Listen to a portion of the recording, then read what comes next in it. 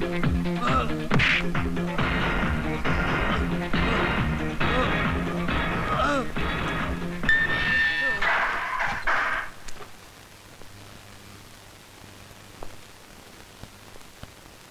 कैदी तो जेल से भागने की कोशिश करेगा ही, क्योंकि वो अपराधी है।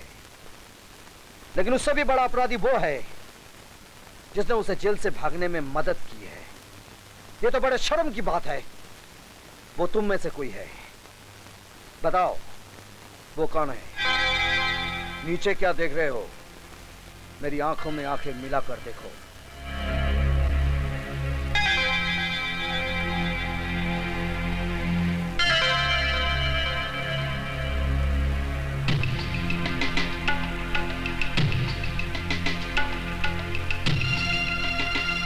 जब खतरे का अलार्म बजा तो तुम कहां थे?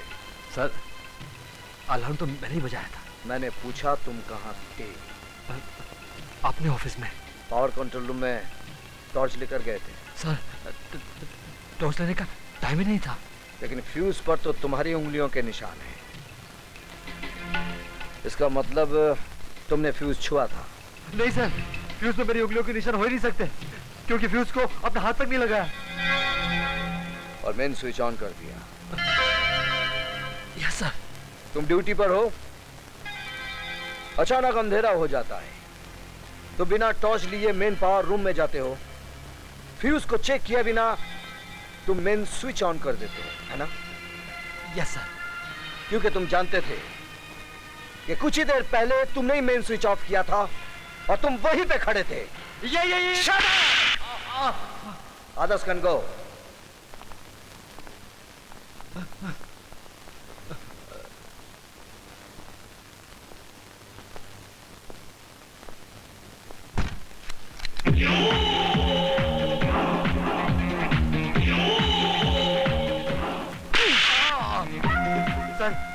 सर देखो, आप मुझे मार नहीं सकते।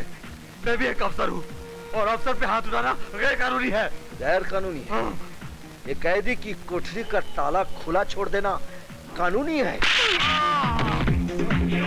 मेन पावर स्विच ऑफ कर देना कानूनी है? कैदी को भगाने के लिए 1 लाख रुपए लेना कानूनी है?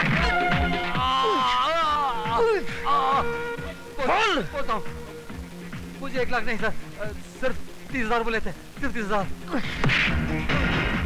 बोल किसने दिया? जल्दी बोल। बता दो सर, बताता हूँ। एक आदमी ने मुझे 3 मिनट मेन स्विच ऑफ करने के लिए 30,000 दिए थे। कौन है वो आदमी? सर, मैं सच कहता हूँ, मैं नहीं जानता। मैंने पहले उसे कभी देखा ही नहीं। You are suspended.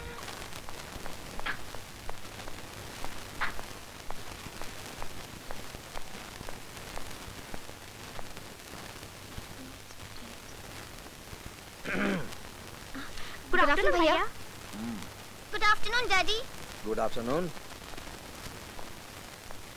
पढ़ाई कैसी चल रही है? अच्छी चल रही है भैया। बहुत अच्छी भैया। एग्जाम कब है? 15 से।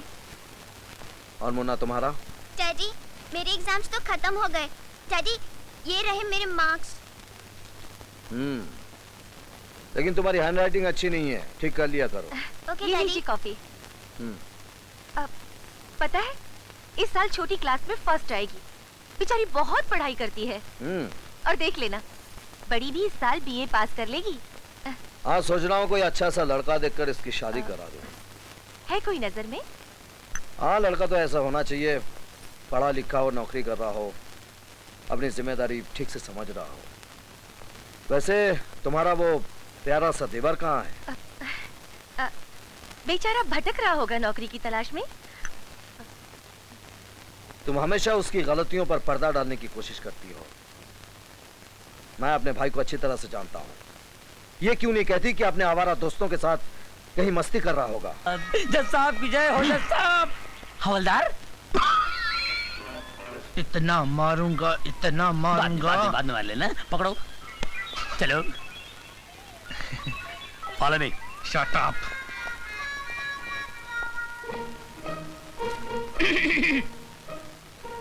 मैं क्या सरकार? आओ बख्शी आओ।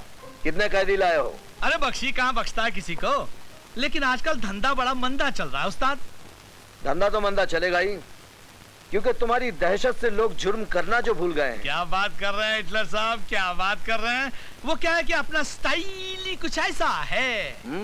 तुमसे ज्यादा तुम्हारी बीवी की स्टाइल ही कुछ ऐसा है। क्या बात कर रहे हैं।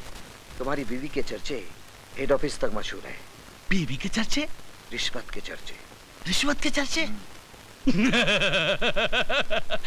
अगर रिश्वत लेने से चर्चे शुरू होते हैं तो हम रिश्वत लेना शुरू करते हैं। हमारा बोलो कितने कैदी लेकर आए हो? 5।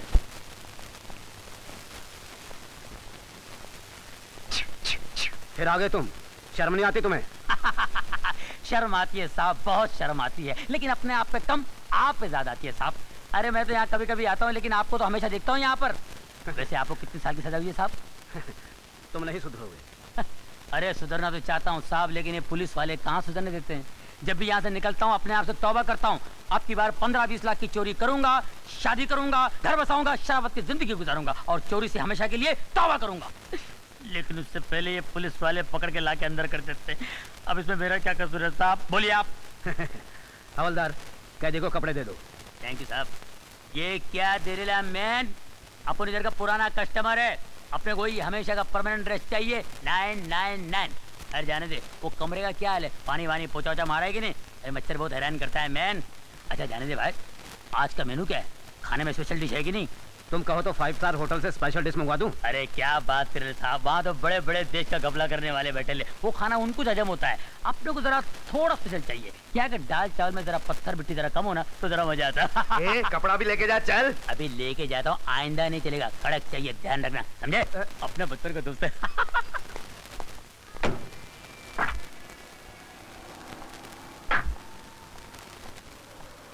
सब रेडिएटर गर्म हो गया, तुम ठीक करके लाओ, मैं चलता हूँ, नजदीक है। ठीक है साहब।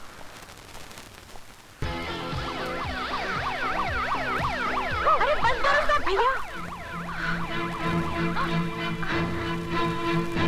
इसका मतलब हर रोज इस घर में यही हंगामा होता रहता है। यही तुम लोग की असलियत है।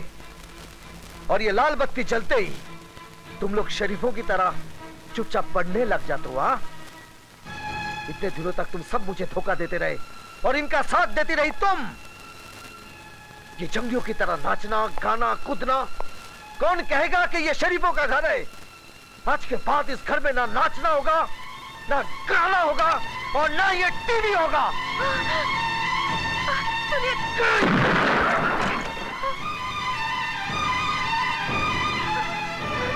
भाभी अब क्या होगा? मम्मी, भाभी डरो मत, मैं तुम्हारे भैया और तुम्हारे पापा से बात करती हूँ।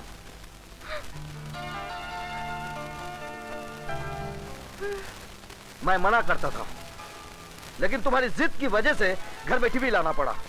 अब देख लिया नतीजा, ना पढ़ना ना लिखना, हर समय टीवी टीवी टीवी। इस टीवी ने तो बच्चों को बर्बाद कर दिया है। कोई बच्चा बर्बाद नहीं हुआ है, उनमें कोई बुरी आदत नहीं है, वो तीनों तो हमेशा अच्छे नंबरों से पास होते हैं। और अपने भाई को धोखा दे रहे हैं। लाल बत्ती जलते ही नाचना गाना बंद और पढ़ाई का नाटक करने बैठ जाते हैं। उन्हें ये नाटक तुम्हारी वजह से करना पड़ता है, क्योंकि तुम चाहते हो कि बच्चे हमेशा पढ़ते रहे। उनका नाचना, गाना, हंसना, खेलना, शोर मचाना तुम्हें पसंद नहीं है। अरे बच्चे शोर नहीं मचाएंगे तो क्या हम मचाएंगे? तुमने तो इस घर को जेल खाना बना रखा है, जहाँ बच्चे आराम से जी भी नहीं सकते। जो बच्चे थोड़ी देर पहले हंस रहे थे, खेल रहे थे, अब वही बच्चे रो रहे हैं। तुमने उनकी मुस्कुराहटें छीनकर उनकी आंखों में आंसू दे दिए हैं। तुमने उनका टीवी नहीं तोड़ा है, बल्कि उनका दिल तोड़ा है। आज के बाद इस घर में आपके साथ कोई बात नहीं करेगा। सुनो,